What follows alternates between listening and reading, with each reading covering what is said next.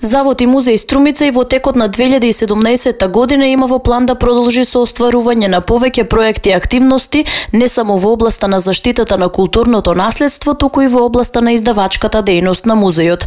Како што истакна директорот Зоран Рујак, еден од клучните проекти на кои ќе се работи оваа година се рударските археолошки истражувања на рудникот за злато и бакар и Ловица и Штука, каде се пронајдени неколку објекти и локалитети кои ќе се истражуваат. Една од битните работи кои што не чекат 2017 година е истражување на рудникот за злато и бакар и Ловица Штука. На фаза сме пред подпишување на договорот со рудникот и мислам дека наредната година ќе почнеме со една широка обемна акција. Знаете, прво археолозите во заштитен смисол, во заштитен карактер почнуваат да го работат, да го истражуваат целиот тој терен.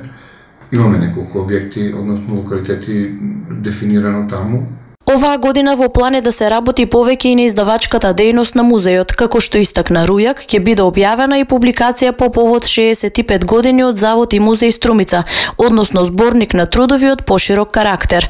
А ќе излезе уште една публикација во која ќе бидат објавени трудовите од симпозиумот кој беше спроведен оваа година. Сондажните археолошки истражувања ќе почнеме на широка акција за целосно истражување на тој простор, за да може непречено да се одвиват оние останатите активности пред се со градбите и потоа со истражувањата рударски кои што ќе започнат некаде во текот на наредните години.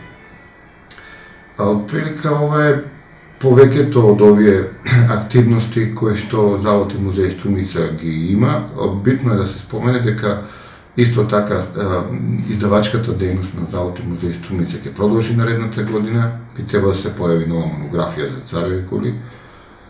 Се надевам дека и таа ќе биде во првата половина на наредната година завршена. Значи сите оние резултати во последните 10 години кои што беа од истражувањата ќе бидат сублимирани во една публикација која што треба да биде капитална.